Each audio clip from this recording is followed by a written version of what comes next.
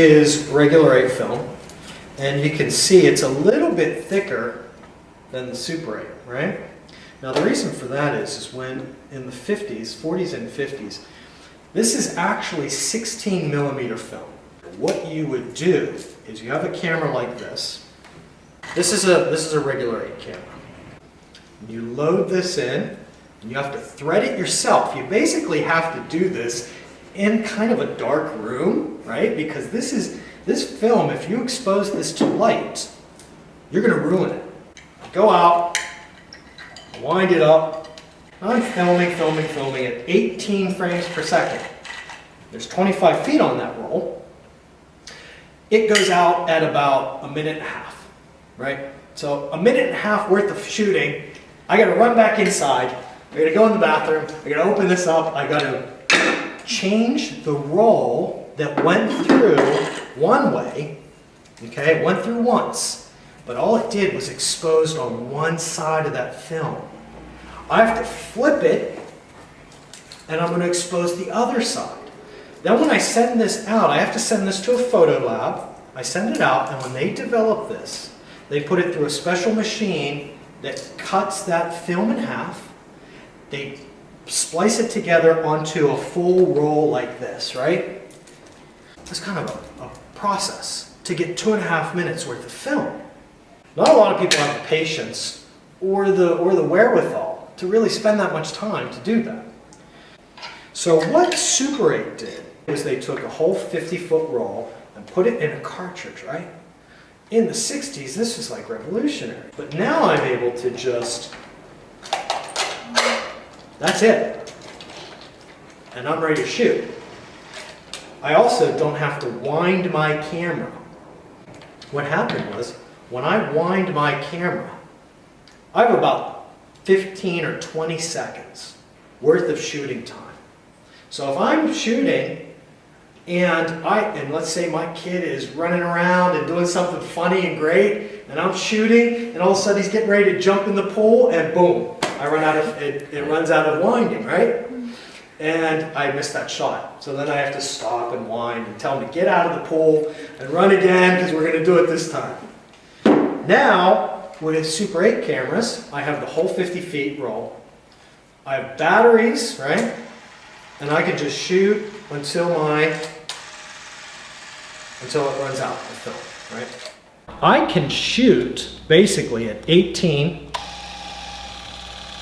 That's 18 frames per second. That's generally movement, right? Now, with this camera, I could also shoot 24. A little bit faster, right? Now, when you shoot faster, motion goes slower, right? Now, on this camera, I could shoot slow motion by holding down this button. Now, it's exposing my film at a very high rate of speed, right? At that rate, because I exposed so many frames while they were running, that it's going to look like slow motion. Small gauge has an aesthetic to it. It's super grainy. But in fact, what's happening now is the very aesthetic of it being like not as good or really grainy is what draws people to it now. Even if something is shot digitally with no film at all, the last step in the process is to give it a warm film look. Do you remember was it the first chapter of The Hobbit that was like hyper, it was 48 frames a second, it was like all digital, and people were complaining about that it looked too clear, too realistic. It was getting to the point where it was pushing the reality to pretty much what the human eye can discern, and for a lot of people who saw that, it was really unpleasing.